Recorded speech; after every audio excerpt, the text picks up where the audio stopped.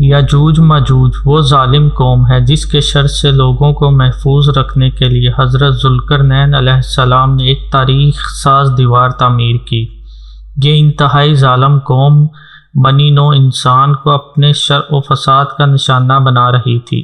قرآن و سنت میں ان کی صفات کو بالتفصیل بیان کیا گیا ہے۔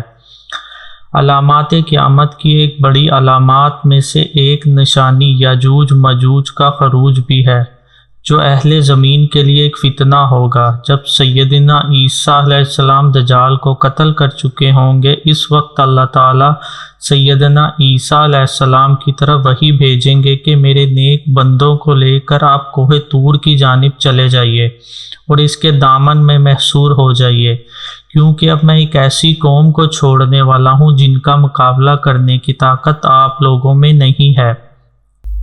دوسری طرف یاجوج ماجوج کا یہ حال ہوگا کہ شروع دن سے ہی جب وہ قید کیے گئے تھے روزانہ دیوار ذوالقرنین کی نقب زنی میں مصروف عمل ہیں، اور اس کام میں ان کا قصہ کچھ اس طرح ہے کہ جب دن کا تھوڑا سا حصہ رہ جاتا ہے اور سورج غروب ہونے لگتا ہے اور وہ دیوار میں کافی سوراخ کر چکے ہوتے ہیں تو ان کا امیر ان کو واپسی کا حکم دے دیتا ہے کہ اب باقی کام کل کریں گے، مگر اگلے دن جب وہ آ کر دیکھتے ہیں تو دیوار پچھلے دن سے زیادہ مضبوط ہو چکی ہوتی ہے۔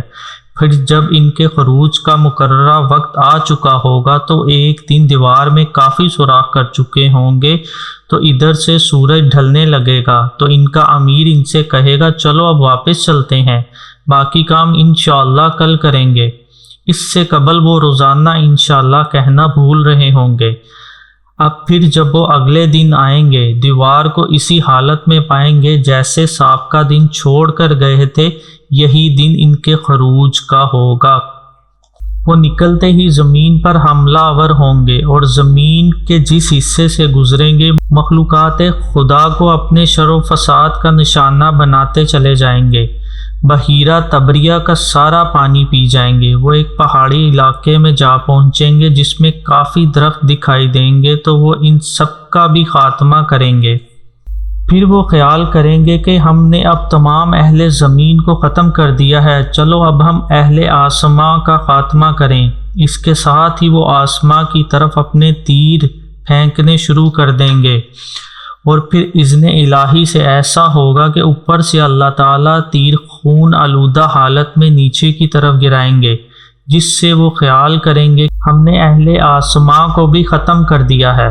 دوسری طرف سیدنا عیسیٰ علیہ السلام جو اپنے ساتھیوں کے ساتھ کوہ طور میں محصور ہوں گے، ان کے پاس کھانے پینے کی اشیاء ختم ہو جائیں گی تو وہ اپنے ساتھیوں کے کہنے پر اللہ تعالیٰ سے اس فتنے کے خاتمہ کے لیے دعا کریں گے، جو اللہ تعالیٰ کے دربار میں شرف قبولیت حاصل کرے گی۔ اللہ تعالیٰ یاجوج ماجوج کی گردنوں سے ایسے زخم نمودار کرے گا جو بڑھتے ہی چلے جائیں گے، یہی زخم ان کی موت کا سبب بنیں گے اور ان تمام کو اچانک موت اپنے آہنی پنجوں میں دبوچ لے گی۔ زمین پر ان کی لاشوں کے ڈھیر لگ جانے سے ہر طرف بدبو پھیل جائے گی۔ اللہ تعالیٰ اونٹوں سے بڑی گردنوں والے پرندے بھیجے گا، وہ ان کی لاشوں کو اٹھا کر کسی ایسی جگہ پھینک دیں گے جہاں ان کو حکم الہی ہوگا۔ پھر آسمان سے بارش برسے گی جس سے زمین بالکل صاف ہو جائے گی۔ اس کے ساتھ ہی اس بڑے خوفناک فتنے کا خاتمہ ہو جائے گا۔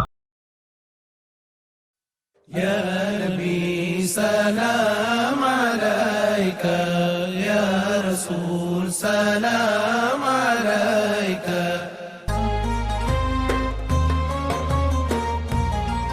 یا رسول اللہ صلوات اللہ علیکہ۔